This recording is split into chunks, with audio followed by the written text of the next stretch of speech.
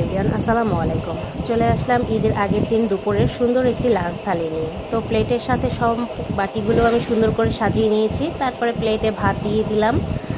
সাদা ভাতের সাথে নিয়ে নিয়েছি মাগুর মাছ ভুনা, একেবারে মাখো মাখো ঝোল দিয়ে।